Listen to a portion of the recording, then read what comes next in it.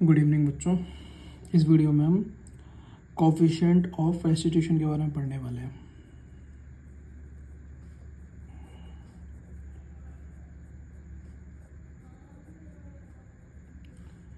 Coefficient of restitution की अगर हम बात करें तो कोफिशिएंट ऑफ रेस्टिट्यूशन ये बताता है कि किस तरीके का कोलिजन कोई भी होता है। कोलिजन तीन तरीके के होते हैं बेसिकली, इलास्टिक,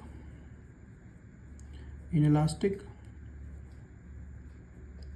और तीसरा होता है परफेक्टली इनइलास्टिक।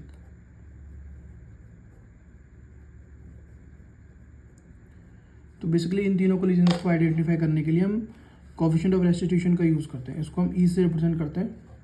ये बेसिकली रिप्रेजेंट करता है ratio of velocity of separation to the velocity relative velocity of approach.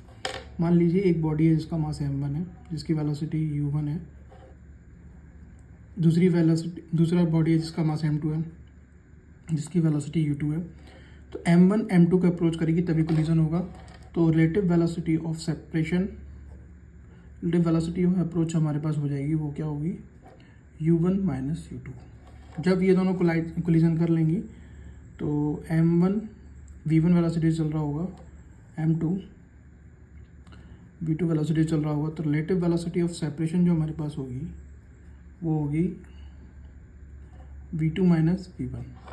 इन दोनों के रेशियो को अगर हम पुट करेंगे तो हमारे पास ये आ जाएगा E बराबर v2 minus v1 upon u1 minus u2। ये हमारे पास होता है relative velocity of separation upon relative velocity of approach, जिसको हम बोलते हैं कोफिशिएंट ऑफ रेस्टिट्यूशन।